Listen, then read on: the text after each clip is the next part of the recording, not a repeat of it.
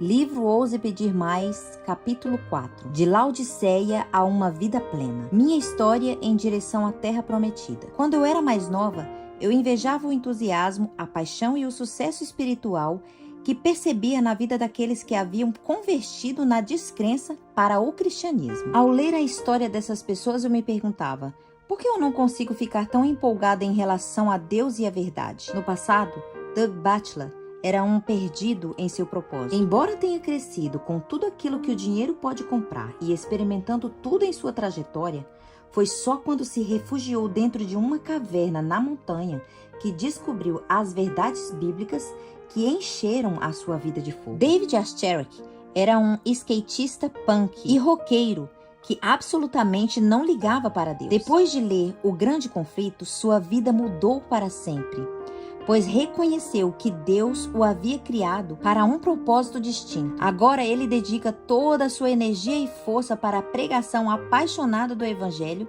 e impactou um número incontável de pessoas para o Senhor. Sherry Peters era viciada em drogas, à beira do desespero, nas ruas do sul da Califórnia. Após descobrir o amor de Deus, saiu das ruas e foi para os estúdios de televisão, onde hoje passa seus dias compartilhando o poder do Evangelho e ajudando outras pessoas a encontrar cura e restauração por meio de seu programa transmitido pelo canal Three Angels Broadcasting Network. Ivo Myers era um cantor de hip hop prestes a ganhar milhões quando Deus o chamou para sair da indústria da música a fim de partilhar o Evangelho. Hoje, ele é um pastor e adorador internacional, usado por Deus para impactar a vida de pessoas do mundo inteiro. É por causa da inspiração dele na iniciativa Operação Chuva Global que hoje temos 10 dias de oração anuais na igreja ao redor do mundo. Que diferença eles já fizeram na vida de tantos. Histórias como essas me inspiram acima de tudo. Coloca em mim o desejo de ser mais fiel ao apontar para o Deus incrível a quem servimos. Em contrastes com esse testemunho aqui mencionado, o meu pode parecer um tanto quanto sem graça. Eu não cresci no palco curtindo rock, morando em uma caverna ou me envolvendo com drogas. Não precisava me preocupar em apaziguar os espíritos de ancestrais mortos, nem sofri com parentes invejosos tentando me envenenar. Em vez de passar os anos da juventude me desviando de tiros ou escapando do que parecia a morte certa, fui criado no adventismo do sétimo dia, mono do ocidente moderno, rica e cheia de bens, achando que nada me faltava, quando na verdade era pobre, cega e nua. Embora minhas raízes adventistas remontem a quase 5 gerações por causa da apatia espiritual que via na igreja quando mais nova, ser adventista do sétimo dia não era algo atraente para mim. É claro, eu acreditava nas doutrinas, guardava o sábado e amava os cultos familiares diários, nos quais papai lia a Bíblia para nós. No entanto, eu não precisava tanto ir à igreja. Mesmo assim, não desisti da igreja, pois algo no fundo do meu coração me dizia que Deus desejava mais para o seu povo e mais para mim. Graças às orações dos meus pais, que se apegaram com firmeza à sua fé, senti o desejo de entregar o coração a Cristo quando jovem. Desde então, compreendi que Deus estava me chamando para trabalhar para Ele. Mas foi somente quando entrei no ensino médio, morando longe da casa de um pequeno colega chamado Oklahoma Academy, que me empolguei verdadeiramente com o fato de ser cristã adventista do sétimo dia. Foi naquela época que a oração se tornou muito mais real e pessoal para mim, e foi ali que comecei a desenvolver um alicerce sólido para a minha fé. Em resultado do desejo crescente de servir ao Senhor, ao longo do ensino médio da faculdade, eu me envolvi com tudo e qualquer coisa que achasse que levaria crescimento à minha vida e à minha caminhada cristã. Eu era ativa em grupos de jovens, voluntariava-me para trabalhar em diversos ministérios, envolvi-me na liderança de programas, memorização de escrituras, escrevi artigos e me apaixonei pelo serviço missionário, viajando para diversos lugares do mundo. Eu amava aventuras e, por causa disso, pouco depois do ensino médio, fiz um curso de Bíblia na Noruega e até passei alguns meses lecionando como aluna missionária nas florestas da América do Sul. Ao longo da faculdade, meu relacionamento com Deus continuou a crescer e eu prossegui encarando a vida de meus estudos com entusiasmo e paixão. Estudei enfermagem na Southern Adventist University e embora o curso fosse extremamente desafiador e eu tenha perdido quase um mês de aulas quando fiquei doente por me sobrecarregar tanto, Deus ainda assim me abençoou, pois consegui me guardar com o título Summer Cum Laude, com mais elevada honra. Após a formatura, comecei a trabalhar não muito longe de onde morava. Sempre que tinha oportunidade, continuava a viajar para fazer trabalho missionário. Realizei uma série evangelística no Quênia. Trabalhei na área da saúde no Egito. Ensinei inglês para os alunos do ensino fundamental na Coreia do Sul. E a lista não termina. Embora eu fosse sincera em minha busca para servir o Senhor, aos poucos, por meio de uma série de circunstâncias difíceis que realmente provaram minha fé, Deus começou a abrir os meus olhos para a necessidade de uma experiência muito mais profunda com Ele. Em janeiro de 2007, fui providencialmente conduzida a participar de um pequeno retiro de discipulado com cerca de 15 outros jovens. O foco era conhecer Cristo por meio de sua palavra. E tivemos um fim de semana poderoso. Além de estudar a Bíblia o dia inteiro, passávamos a noite orando. Orávamos bastante até tarde por nossos entes queridos, por vitória espiritual, por um intermédio mais profundo da palavra de Deus e o mais importante, pelo derramamento do Espírito Santo em nossa vida. Um dos meus pedidos pessoais em oração era que Deus me desse compreensão de um apreço mais profundo pela cruz. Isso pode parecer estranho, uma vez que fora cristã a vida inteira, mas o meu coração sempre sentiu certo entorpecimento em relação àquilo que Cristo realizou no Calvário. Não era algo que me tocava pessoalmente. À medida que o estudo da Bíblia e as orações intensas continuaram durante aquele fim de semana, a minha fé foi crescendo e comecei a me apaixonar pelo Salvador como nunca antes. Depois que voltei para casa, continuei a mergulhar na palavra de Deus e a passar cada vez mais tempo em oração fervorosa. Foi a partir de então que realmente comecei a ousar pedir a Deus por mais na esfera espiritual. Mesmo assim, foi somente no ano seguinte que o Senhor realmente começou a sua obra. Primeiro percebi-me mostrar o quanto eu necessitava desesperadamente dele. A descoberta do poder do Evangelho. Após meus planos de fazer uma viagem missionária ao Peru falharem, meu amigo Paul, estudante de odontologia da Universidade de Loma Linda, perguntou se eu teria interesse de acompanhá-la à equipe de saúde de instituição em uma viagem missionária para Bangladesh. Pois os voluntários partiram em 2 semanas, mas necessitava de mais enfermeiros e eu era a enfermeira. Sempre animada para as aventuras, aceitei toda empolgada. 2 semanas depois, estava com os colegas de equipe em uma van superlotada, balançando pelas ruas quentes e poeirentas de Dhaka, a capital de Bangladesh, um país com mais de 170 milhões de habitantes, sobre a qual eu sabia muito pouco. Embora eu já tivesse viajado por diversos países do terceiro mundo, o sofrimento que testemunhei naquela viagem abalou o meu íntimo ser. Naquele primeiro dia, enquanto olhava nos olhos sem esperança das massas e via o desespero de toda parte, o meu coração ansiava por fazer algo. Mas o quê? Mesmo depois de meus amigos e eu abrirmos mãos de algumas refeições para partilhar mais alimento com os famintos, o custo de uma refeição norte-americana dava para alimentar 30 pessoas nas ruas. Reconhecemos a realidade de que ainda era como se não tivéssemos feito nada. O que 1 ou 2 pessoas poderiam fazer para ajudar toda uma cidade de um país inteiro, presos à pobreza, à fome e ao desespero? Na manhã seguinte, enquanto fazia a minha devoção pessoal, Deus falou ao meu coração e pela primeira vez eu realmente enxerguei minha necessidade desesperada da cruz. Veja bem, eu sempre fui uma boa menina. Cresci em um lar adventista conservador e não fazia coisas ruins que as pessoas do mundo fazem. Nunca bebi, fumei ou usei drogas. É claro que eu cometia erros e tinha uns pequenos pecados com os quais lutava constantemente, mas nada como pecados da maioria das pessoas. Pelo menos era o que eu pensava na época. De repente, porém, Deus me mostrou a verdadeira condição do meu coração. Eu tinha muito orgulho das minhas realizações, de minha aparente bondade. Senti-me melhor do que outros, porque os meus pecados não pareciam tão ruins. Além disso, a minha família é adventista do sétimo dia há gerações. Minha tataravó foi amiga de Ellen White. Além disso, com frequência eu me parabenizava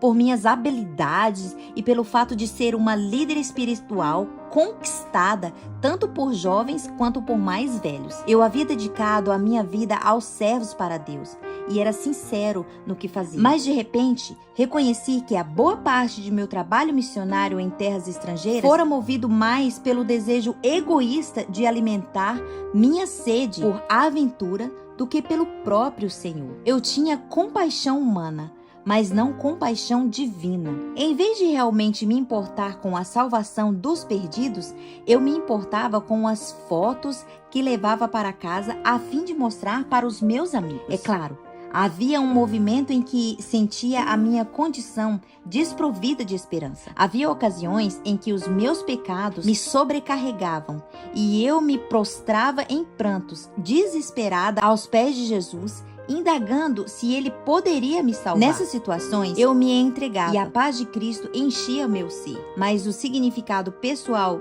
da cruz sempre parecia vago e distante. Vez por vez, sem me dar conta, eu me afastava e voltava para a segurança da justiça própria e das boas obras até cair de novo. Por causa disso, a minha jornada espiritual sempre foi cheia de altos e baixos. A inspiração nos diz: o pensamento de que a justiça de Cristo nos imputa, não por algum mérito de nossa parte, mas como o dom gratuito de Deus, é um precioso pensamento. O inimigo de Deus e do homem não quer que essa verdade seja claramente apresentada, pois sabe que se o povo aceitar plenamente, está despedaçado o seu poder. Ele pode dominar a mente de maneira que a dúvida e a incredulidade e as trevas constituem experiência do que professam ser filho de Deus. Ele os pode vencer com a tentação. Finalmente, naquela manhã em Bangladesh, eu reconheci a realidade de que nunca haveria uma forma de eu me tornar aceitável para Deus por conta própria. Percebi que tentar mudar meu coração por meio de esforços pessoais era tão impossível quanto alimentar e alcançar os milhões sem esperança na cidade de Dhaka. Sim, eu poderia tentar ajudar algumas pessoas, assim como poderia tentar mudar algumas coisas em meu coração e viver de forma santa. Mas não importava quanto esforço eu fizesse, sempre faltaria algo, pois a realidade é que eu era pecadora necessitando do Salvador. Mas todos nós somos como imundo e todas as nossas justiças como trapo de imundícia. Todos nós murchamos como folha e as nossas iniquidades como um vento nos arrebatam. Isaías 46, 6. Graças a Deus, assim que Ele abre nossos olhos para a verdadeira condição de nosso coração, oferece-nos a esperança. Vinde, pois, arrazoemos, diz o Senhor. Ainda que vossos pecados sejam como a escarlata, eles se tornarão brancos como a neve. Ainda que sejam vermelhos como o carmesim, se tornarão como a lã. Isaías 1:18. Assentada com a minha Bíblia refletindo sobre as passagens, ouvindo o som de buzinas, galinha a cacarejar e bebê chorando que vinha de uma rua abaixo, todo o barulho desapareceu enquanto eu contemplava o amor do Salvador por mim como nunca antes. Lágrimas começaram a escorrer pelo meu rosto, à medida que o significado daquilo que Cristo realizou pessoalmente por mim no Calvário se internalizou na minha mente. Quando reconheci aquilo que Ele fez por mim no Calvário, uma obra que somente Deus sobrenatural seria capaz de fazer, e como eu era desesperadamente perdida e imunda sem o seu manto de justiça, um dom que eu nunca seria capaz de merecer, meu coração se aquebrantou com uma gratidão de um amor que não conseguiria expressar. Chorei, chorei naquela manhã, enquanto dizia repetidas vezes a Deus, por entre soluços e lágrimas: obrigada, obrigada, obrigada por descer para salvar até mesmo a mim. Enquanto eu chorava, uma estranha, mas maravilhosa alegria e uma paz como nunca havia sentido antes inundaram a minha alma. Foi somente a partir daquele dia que o poder e a beleza do Evangelho me tocam de maneira tão dramática que me transformaram para sempre. Ellen White escreveu em O Desejado de Todas as Nações, um dos meus livros preferidos. O coração orgulhoso esforça-se por alcançar a salvação, mas tanto o nosso título no céu como nossa idoneidade para ele encontra-se na justiça de Cristo. O Senhor nada pode fazer para a restauração do homem enquanto ele, convicto de sua própria fraqueza, se despido de toda a presunção, não se entregar à guia divina. Embora a maioria dos cristãos já tenha ouvido diversas vezes a história do Evangelho, assim como eu, muitos ainda não entendem o seu pleno significado. Ao mesmo tempo em que pregamos o Evangelho, negamos o seu poder. Embora tentamos compartilhar do Evangelho, a nossa vida ainda não foi transformada por ele. Hudson Taylor, missionário pioneiro do interior da China, passou muitos anos trabalhando no serviço do Senhor antes de dar conta do significado pessoal do Evangelho. Desanimado com o peso do pecado e das suas constantes falhas, ansiava por paz, mas só enxergava trevas. Às vezes se perguntava se era possível Cristo salvá-lo. Certo dia, a verdade do Evangelho fez sentido para ele. Compreendeu a plenitude do que Cristo veio trazer para a sua vida. Em uma carta à irmã, relatou sua experiência e despertamento e as consequências que ela trouxe sobre sua vida. Mas como fortalecer a fé? Não correndo atrás da fé, mas descansando naquele que é fiel. Lutei em vão para descansar nele. Não lutarei mais, pois ele não prometeu habitar em mim, nunca me deixar nem desamparar. A parte mais doce, se é que alguma parte é mais doce que outra, é o descanso que a plena identificação com Cristo traz. Não me sinto mais ansioso em relação a nada ao me dar conta disso, pois eu sei que Ele é capaz de cumprir sua vontade, e a vontade dele é a minha também. Não importa onde Ele me coloque nem como, pois nas posições mais difíceis Ele deve me dar sua graça, e nas mais difíceis sua graça me basta. Aqueles que testemunharam a vida transformada de Hudson Taylor acreditaram posteriormente o próprio testemunho. Assim como Hudson Taylor, eu gostaria de ter me apropriado antes do poder do Evangelho, em vez de ter esperado tantos anos depois de haver entregado a minha vida a Cristo. Com muita frequência, porém, quando crescemos dentro da igreja com o tesouro bem à nossa frente, não reconhecemos o que Deus realmente fez por nós, do que nos salvou e no que Ele pode nos transformar. Rumo à terra prometida. Faz poucos anos desde que comecei essa jornada extraordinária, e é claro, cada dia é um processo de crescimento. Ainda tenho minhas lutas, como todas as pessoas. Às vezes caio. Descobri que tenho muito mais pecados do que imaginava ser possível. Mas também descobri que Deus pode dar vitória em seu continuar me apegando a Ele. Andar com o Senhor todos os dias e vivenciar a alegria de um relacionamento pessoal com Ele tornou-se o meu maior privilégio. Além de ser meu Salvador e Rei, confidente, amigo, Ele passou a ser o meu verdadeiro amor celestial. É provável que hoje eu esteja mais ocupada do que nunca servindo ao Senhor. Entretanto, as coisas mudaram. As minhas prioridades são diferentes. Reconheço que Deus só me concedeu poucos anos a fim de trabalhar para Ele. Em vez de estar numa corrida para conhecer o mundo, na busca por ver pessoas trazidas para o reino, seja a minha pátria ou no exterior, meu desejo é ver vidas transformadas para a eternidade. Em vez de ir à igreja para ver o que posso ganhar com essa experiência, vou para ser uma bênção e dar algo. Em vez de depender de minhas emoções instáveis, como fazia anos atrás, aprendi a fundamentar minha fé na palavra imutável de Deus. Em vez de me orgulhar de minhas habilidades e realizações espirituais, hoje reconheço a minha verdadeira fraqueza e dependência dependo da força divina. A aventura de servir ao Senhor se torna cada vez mais incrível.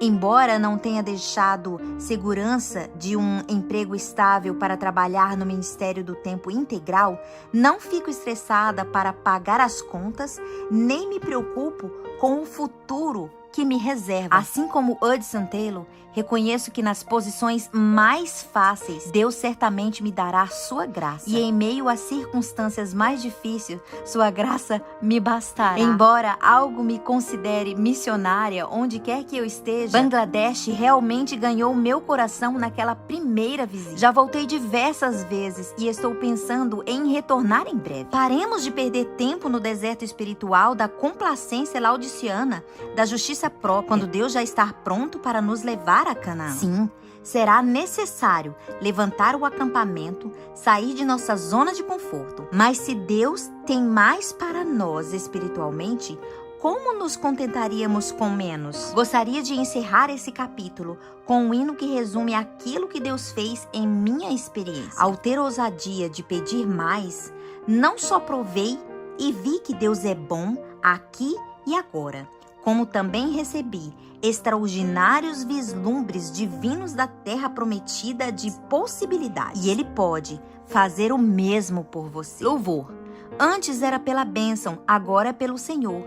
Antes era pelo sentimento, agora por sua palavra. Antes eram seus dons que eu queria, agora o próprio doador. Antes eu buscava cura, agora Ele me basta. Antes eram provas dolorosas, agora é confiança perfeita. Antes era salvação pela metade, agora plenamente satisfeita. Antes era um apego incessante, agora Ele firme me segura. Antes era uma deriva constante, agora a âncora lançada está madura. Antes eram minhas obras, daqui em diante as dele serão. Antes eu tentava usá-la, agora Ele me usa de coração.